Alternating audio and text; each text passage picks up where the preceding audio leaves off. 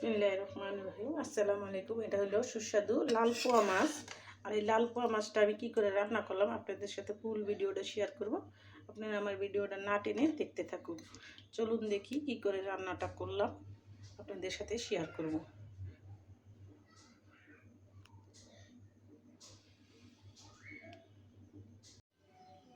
হ্যাঁ, গুঁড়া মাছের টমেটো দিয়ে শুকনো বিরাট কী করে রান্না করব সেটা আপনাদের সাথে শেয়ার করব। এখানে নিয়েছি আমি টমেটো, ধনেপাতা, আর এই মাছগুলো একদম তাজা তাজা আমি কুটে লবণ মেখে হলুদ আর লবণ মেখে রাখছি।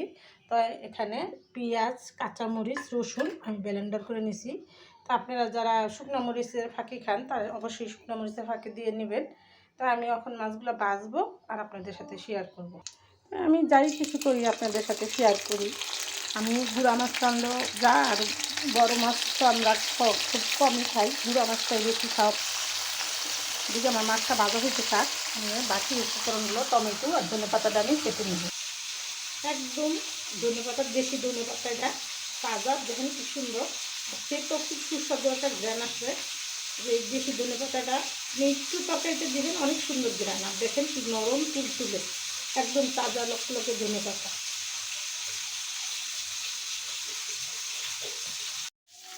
টমেটো ধনেপাতা কাটা হয়ে গেলো।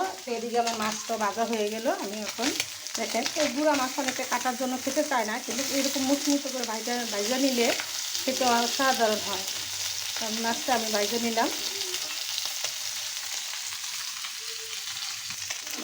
ভাজা হয়ে গেছে, নামিয়ে নেব। আমরা বললাম মাছের ভাতে বাঙালি, আমাদের মাছ না হলে চলেই না। তো মাছগুলো কী করে ভাজলাম সেটা আপনাদের সাথে শেয়ার করতেছি। কাঁটাওয়ালা মাছ অনেকে খেতে চান না, কাঁটা বয়, কিন্তু এরকম মুচমুচে করে মাছ ভাজা করে খেয়ে দেখবেন।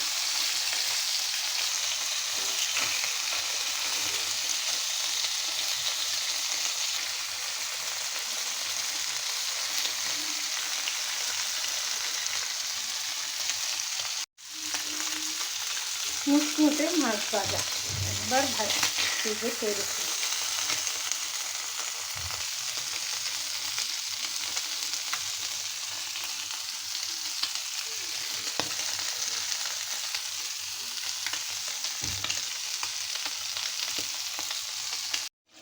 আমরা যারা ফেসবুকে কাজ করি, ফেসবুকের নিয়মকানুনগুলো মেনে চলার চেষ্টা করব, আর একে অপরকে সাপোর্ট করব, ভালোবাসা আদান প্রদান।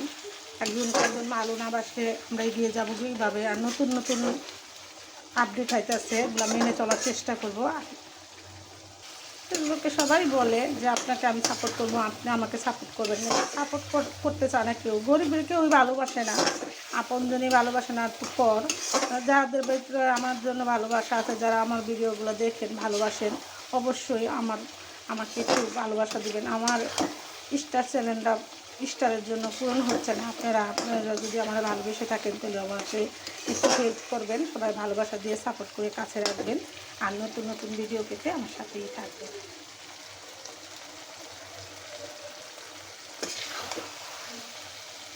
টমেটো ভুনা,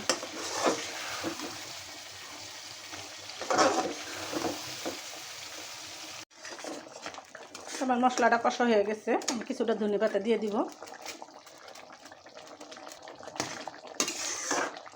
মাছ। সম্পূর্ণ মাছগুলো আমি দিয়ে দিব এখানে।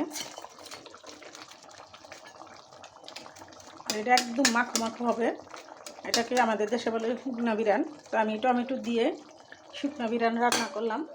এখন আবার একটু ধনেপাতা দিব, আর এটা ফুল আরও 5 থেকে 7 মিনিট রান্না করব। ফিরে আসবো 7 মিনিট পর। হ্যাঁ, ফিরে আসলাম 7 মিনিট পর। দেখেন আমার রান্নাটা কমপ্লিট। আর এটাতে কী মশলা উপকরণ দিয়ে কীভাবে রান্নাটা করলাম আপনাদের সাথে ফুল ভিডিওটা শেয়ার করলাম। আপনারা আমার ভিডিওটা না টেনে দেখবেন আর এরকম সুস্বাদু রান্না করে খাবেন। আর নতুন নতুন ভিডিও পেতে আমার সাথেই থাকবেন। তো ভিডিওটা আর বড় না করে এখানে রেখে দিলাম। আসসালামু আলাইকুম।